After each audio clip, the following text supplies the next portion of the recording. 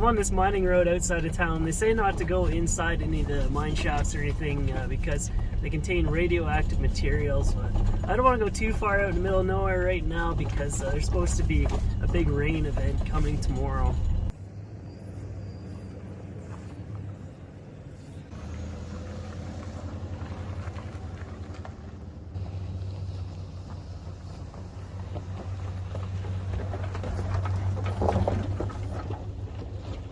I've got a life skill for finding trails like these. It's got a slant on it right there, but I think I should be fine. But once I start driving it, I'm committed. I gotta go all the way.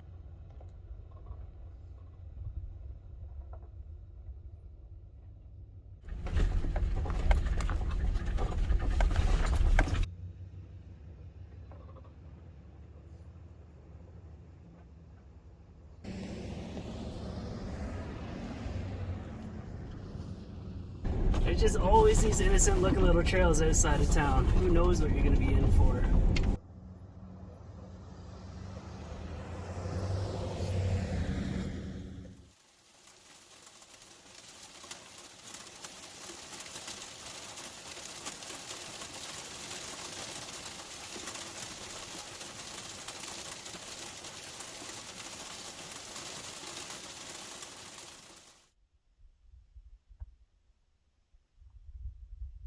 It started raining yesterday night and all through the morning, and the desert just completely turned to mush. You can't go anywhere when it's like that. You just sink up to your axles and you put big ruts in the trail. Nobody likes that.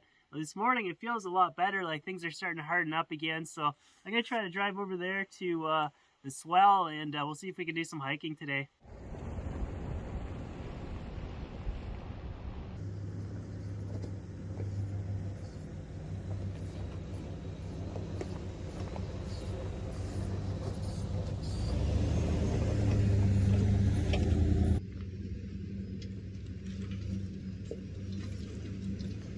I'm adding some Utah pinstripes onto this van. It's already pretty decorated from driving around BC.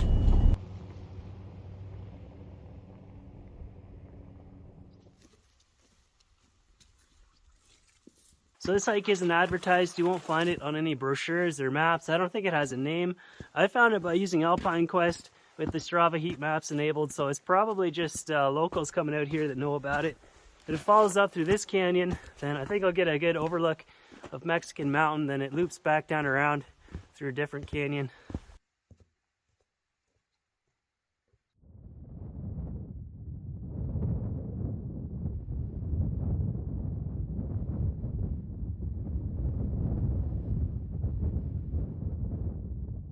I'm trying to stick to the main loop, but there's all these different pathways that you go off exploring. Like maybe there's something even better up there.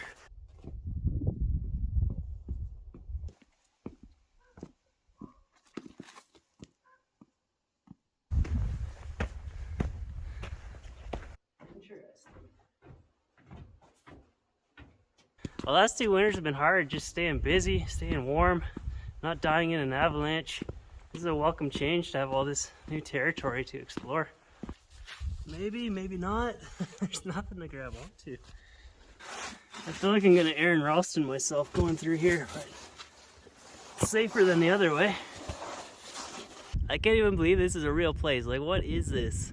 It's hard to find the route through here now. It's just getting more and more complicated. I don't want to get too far into it and be hooped, but I'll keep going.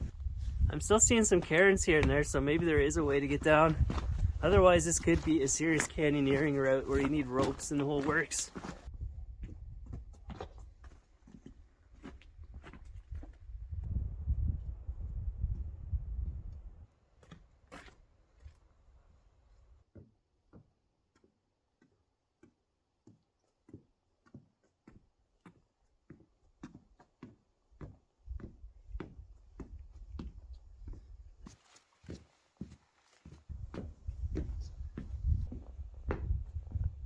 I don't think I've ever shot this much footage in a single hike. Around every single bend, there's just something else. I just gotta keep hiking up and around there. I'm almost to the viewpoint, but I gotta concentrate on making some distance too, because I don't know what the way back is gonna be like.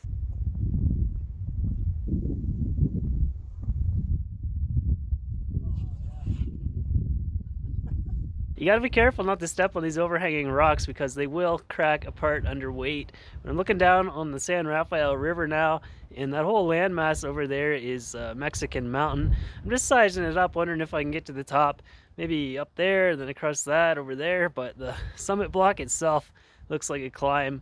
But yeah, this has been an exciting hike, not a single dull moment along this.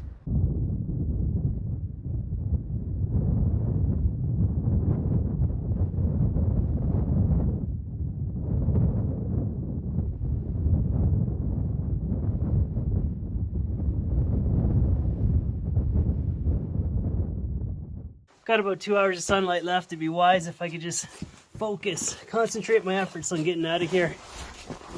Like, what if there's a rappel up here and I have to turn around and go all the way back? This can't be the way.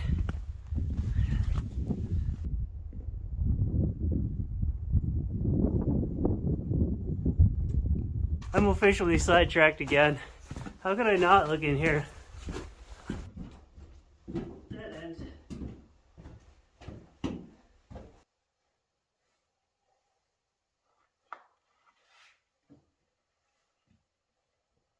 Looks like I made it all the way through. That was a 10 out of 10 hike. Enjoyed every step along the way.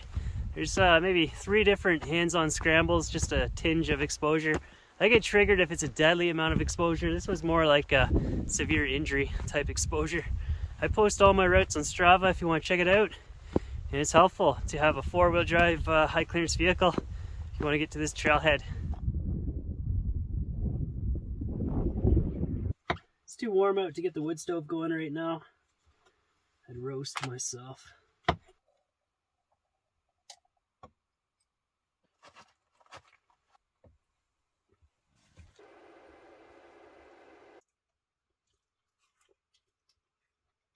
What do we do next? That's always the question. I've been staring at the map and I figured out a few different ideas to check out. They look pretty fun.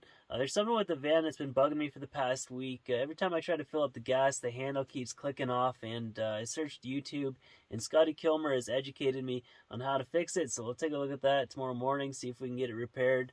And it's just not the same without having the wood stove going. I miss it. I wish it was a bit colder out, but no heat required tonight. Good night.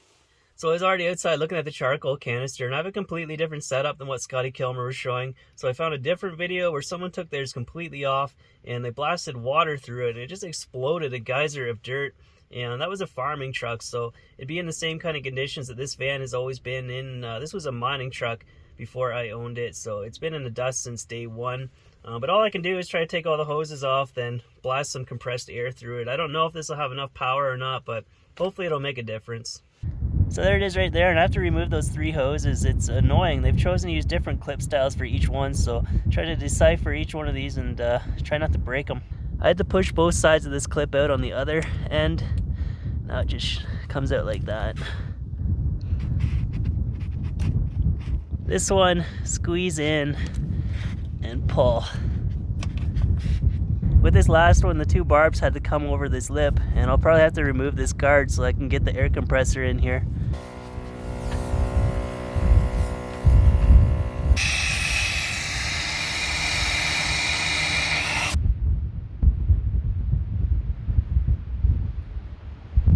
I did what I could. It's hard to concentrate when a snowstorm is blowing in, though. It felt like air was moving all the way through it, and I saw a bit of dust come out. I'm also wondering if all these bumpy roads that I've been driving on, if gas has just splashed down through that tube into the canister and destroyed it, because I saw a drip come out. But let's go into town and see if that made a difference.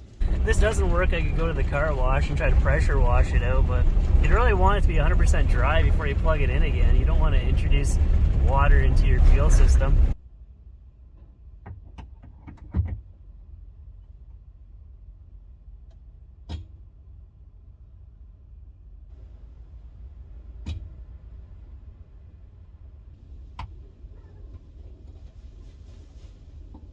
It's a little better than before, but it's still clogged. I'm gonna go inside though and see if I can score a shower here.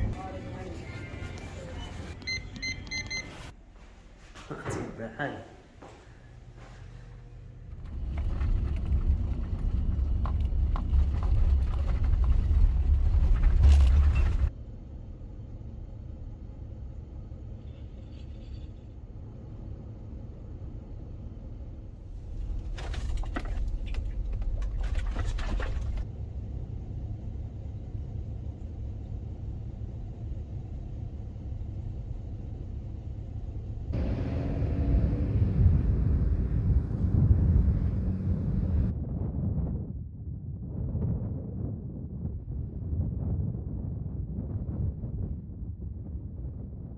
So tomorrow's going to be the grand finale of this video. I got something lined up that I can't wait to go and see. So join me tomorrow as I hike out, and hopefully I can find this thing.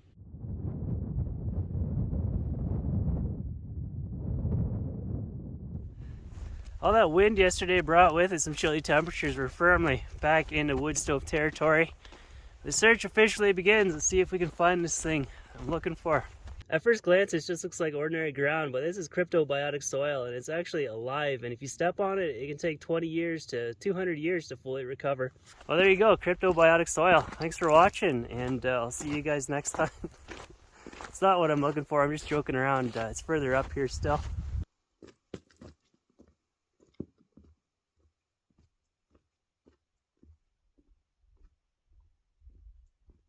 My neck is getting sore from all the swiveling around. I'm just afraid of missing something. I think we're almost there though to what I'm looking for.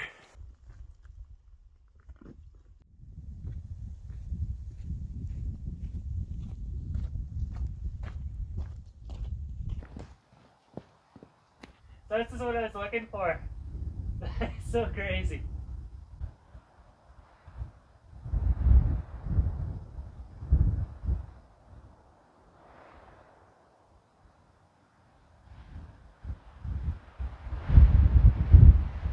I've just been standing here for 10 minutes trying to soak it in. There's the pictographs up top, and there's some harder to make out petroglyphs underneath.